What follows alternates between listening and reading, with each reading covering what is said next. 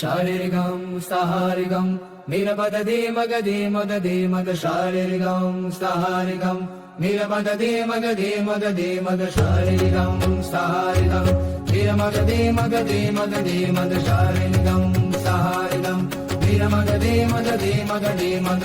मत सफर हमें जानो फिरता है फलक बरसों, तब खाक के पर्दे से इंसान निकलते हैं।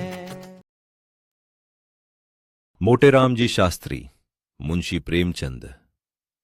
कुछ लोग ज्ञान से नहीं आत्मविश्वास से दुनिया जीत लेते हैं, और कुछ लोग आत्मविश्वास से आगे बढ़कर दिखावे से भी जीतने की कोशिश करते हैं।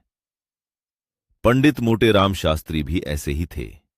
सालों तक विद्यार्थियों को पढ़ाया, लेकिन मन में हमेशा एक टीस रही, सम्मान कम, आमदनी कम और मेहनत बहुत ज्यादा। एक दिन उन्होंने फैसला किया, अब विद्या नहीं वैद्य की करेंगे। पत्नी ने पूछा, वैद्य की आती भी है? मोटेराम मुस्कुराए, इलाज से ज्यादा जरूरी है इलाज का विश्वास, और उससे भी ज्यादा जरूरी है उसका प्रचार। बस यहीं से शुरू हुई एक ऐसी यात्रा जिसमें ज्ञान कम था, जुगाड़ ज्यादा। बड़ा सा बोर्ड लग गया, भिषगाचार्य पंडित मोटेराम जी शास्त्री, स्त्री एवं पुरुषों के गुप्त रोगों के विशेषज्ञ। अखबारों में विज्ञापन छपे, दूर दूर के काल्पनिक रोगियों की प्रशंसा। कमरे में शीशियां, बोतलें, दरी और गंभीर चेहरा। और देखते ही देखते लखनऊ में नाम चल निकला। अब मरीज इलाज से पहले फीस देखते थे, और मोटी फीस देखकर खुद ही मान लेते थे कि वैद्य बहुत बड़ा होगा। 5 रुपए फीस, ऊपर से सवारी अलग। रईस आने लगे, महफिलें सजने लगीं। कविता, शेर, रस, रंग और बीच बीच में औषधि। धीरे धीरे मोटेराम वैद्य से ज्यादा रईसों के प्रिय साथी बन गए। फिर आई बिड़हल की रानी, बीमार थीं, और अब उनके सबसे विश्वसनीय वैद्य थे पंडित मोटेराम। दिन में कई कई बार बुलावा आने लगा।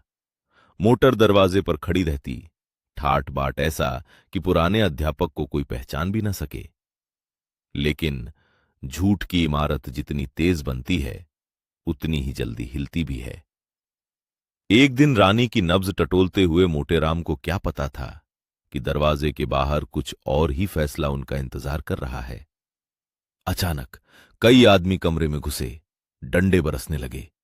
रानी भीतर भाग गईं, और वैद्य जी की सारी विद्वता, सारा आत्मविश्वास सब हवा हो गया। किसी ने कहा, नाक काट दो। दूसरा बोला, कालिख पोत दो। आखिर फैसला हुआ, 5 लाते लगाओ और शहर छोड़ने की चेतावनी दो। जिस शान से मोटर में बैठकर जाते थे, उसी मोटर में आज घायल होकर घर लौटे। घर पहुंचे तो पत्नी ने मरहम से पहले सच सुनाया। कहा था, छल का रास्ता मत चुनो। रातों रात सामान ठेले पर लदा, मित्र गायब थे, शोहरत गायब थी। बचा था तो केवल एक सबक, दिखावे से सम्मान खरीदा जा सकता है, लेकिन चरित्र नहीं। प्रेमचंद मुस्कुराते हुए हमें याद दिलाते हैं कि समाज अक्सर चमक दमक से प्रभावित हो जाता है, लेकिन सच सामने आते ही वही चमक सबसे पहले फीकी पड़ती है। यही है मोटेराम जी शास्त्री। ई चौपाल। दोस्तों, ये थी प्रेमचंद की कहानी मोटेराम शास्त्री। ये कहानी बस एक नकली वैद्य की नहीं है। ये कहानी हर उस इंसान की है जो योग्यता से ज्यादा दिखावे पर भरोसा करता है, जो समझता है कि बड़ा बोर्ड, बड़ी बातें और बड़ा प्रचार सच्ची पहचान बना देंगे। लेकिन प्रेमचंद याद दिलाते हैं, प्रतिष्ठा अभिनय से मिल सकती है, सम्मान नहीं। आपके हिसाब से इस कहानी का सबसे बड़ा व्यंग्य क्या है?